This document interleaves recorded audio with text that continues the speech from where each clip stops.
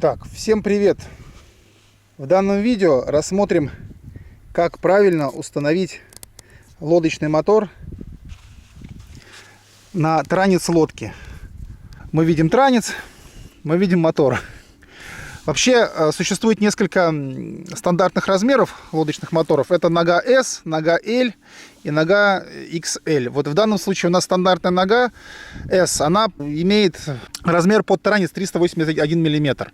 Но опять же, этот стандарт, он немножко варьируется. То есть бывает транец у некоторых моделей, хотя под транец S короткая, под короткую ногу, но при этом высота может быть отличаться. Также у мотора тоже под транец S может чуть-чуть вот это расстояние от касания мотора транса до антикавитационной пластины может отличаться.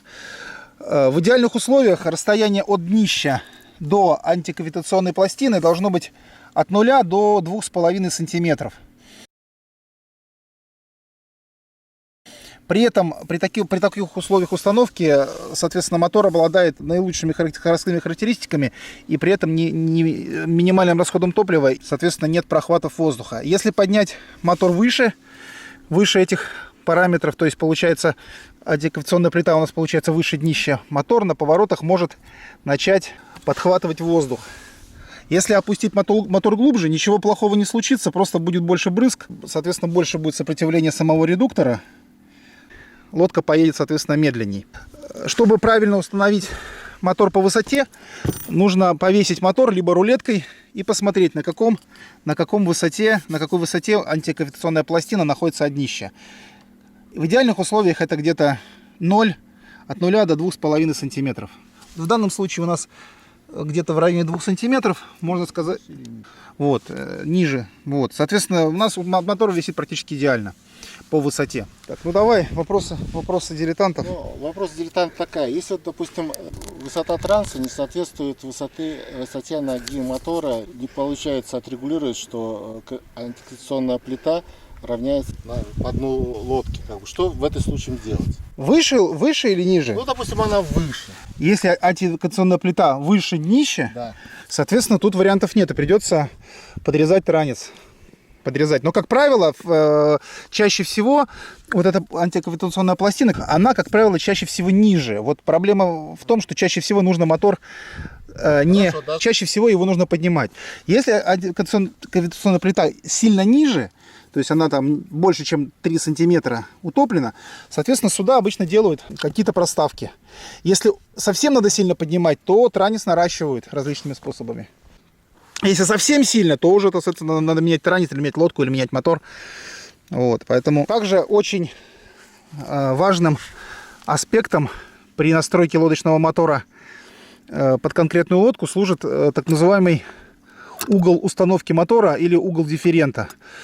Регулировка происходит перемещение вот этого штыря на первое, второе, третье или четвертое положение. Угол дифферента нужен для того, чтобы при движении лодка имела правильное положение. То есть, если мы прижимаем мотор ближе к трансу, лодка начинает носом зарываться в воду. Если мы отодвигаем мотор от транса, вот как сейчас вот отодвинут, лодка свой нос, получается, поднимает выше. Вообще угол дифферента, он под каждую лодку настраивается индивидуально. И также очень сильно зависит от загрузки. То есть, если нос пустой у лодки, то можно чуть-чуть сделать дифферент на нос. Если лодка сильно загружена нос, то можно угол дифферента сделать больше от транса. Соответственно, лодка меньше будет тормозить носом и поедет быстрее. Вопросы? То есть загрузки больше на корму и больше на нос. Да, в зависимости от этого. То есть каждый раз приходится регулировать. По-разному. Надо смотреть, как идет лодка. Если есть ощущение, что лодка роет носом, то есть если есть ощущение, что лодка зарывается, то надо мотор отодвинуть от транса. Если она, наоборот, начинает козлить, подниматься вот так вот, соответственно, нужно мотор прижать ближе к трансу, Тогда она поедет, нос у нее будет... То есть козлить она когда уже выходит на глиссирование? Нет, да? уже не. Глиссер, когда мы уже на глиссер вышли. Я имею в виду, она может выйти на глиссер, а все равно козлить. Козлить. Да, тогда, соответственно, мотор нужно прижимать ближе к трансу. Сейчас рассмотрим на практике, как дифферент мотора влияет именно на то, как лодка идет. Вот сейчас дифферент стоит, точнее, сейчас дифферент стоит на втором, сейчас я его поставлю на первое, максимально прижму мотор к трансу. Соответственно, лодка должна будет идти носом вниз. Сейчас все это покажу. Вот мы видим. Сейчас посмотрим, как лодка будет идти.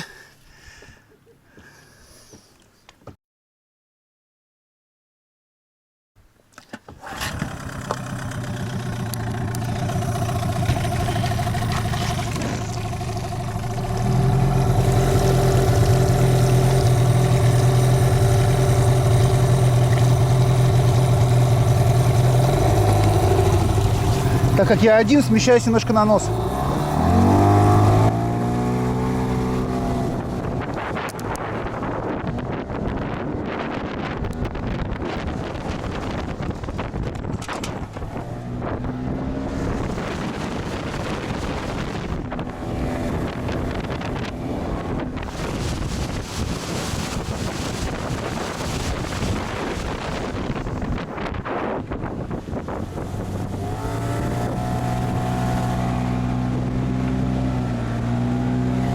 На первом отверстии лодка хорошо идет. Немножко на глиссер выходит моментально.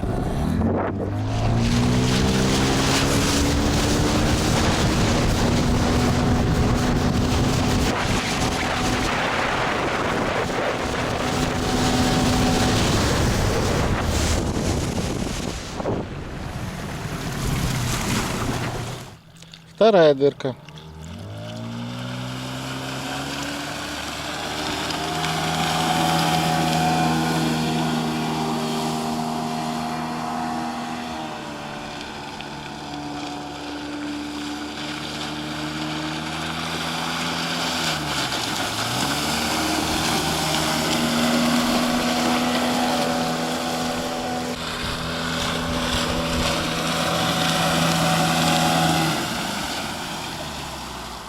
Так, сейчас я поменяю дифферент на самое большое, самое дальнее отверстие от транса. Посмотрим, что будет дальше.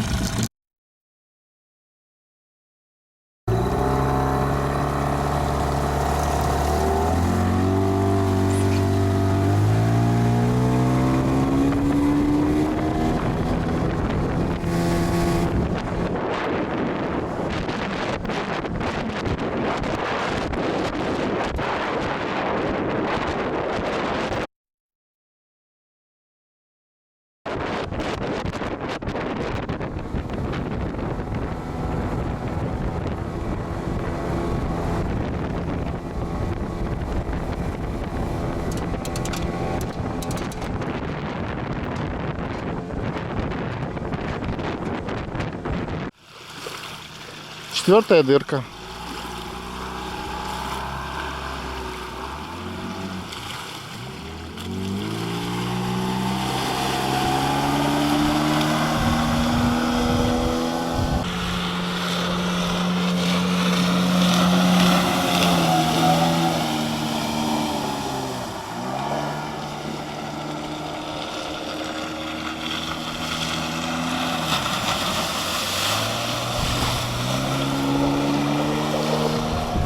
Но мы видим, что при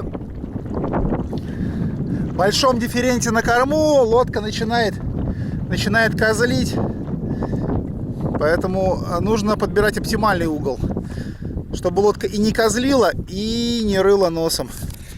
Все, всем спасибо за внимание. До новых встреч. Ставьте лайки, подписывайтесь на канал, пишите комментарии, на какой дырке вы используете мотор, как вы выставляете его по высоте. Возможно, ваш опыт будет кому-то интересен.